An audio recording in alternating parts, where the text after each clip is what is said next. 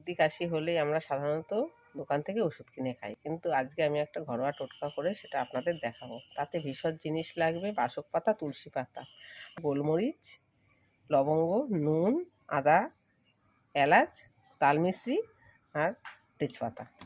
যদি মনে করেন যে আপনি 1 কাপ খাবেন, তাহলে 2 কাপ জল দেবেন।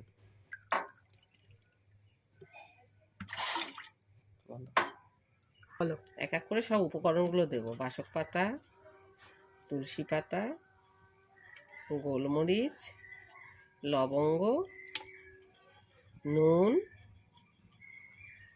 আদা, এলাচ,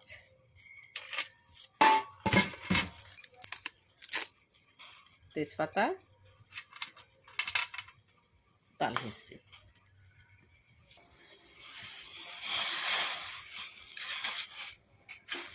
এটা নাড়িয়ে দিলাম, এবারে ফুটতে থাকে। এই জলটা যখন হাফ হয়ে আসবে তখন নামিয়ে নেব। যখন ভালো করে ফুটে উঠবে, স্টিমটা একটু আস্তে করে দিতে হবে।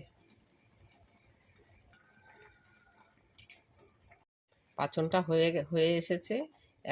2 কাপ জল 1 কাপ হয়ে গেছে।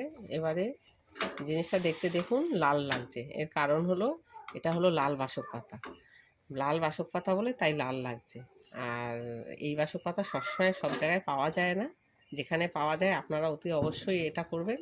আর সবুজ বাসক পাতাটা দিলে কি একটু সবুজ সবুজ হয়। হয়ে গেছে, এখন নামিয়ে নিচ্ছি। চা যেমন সেঁকে নিই, এটাও সেঁকে নেব।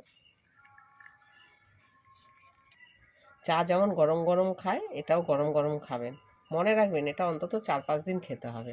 আপনি দিনে 2 বার 3 বার খেতে পারেন, অসুবিধা নেই।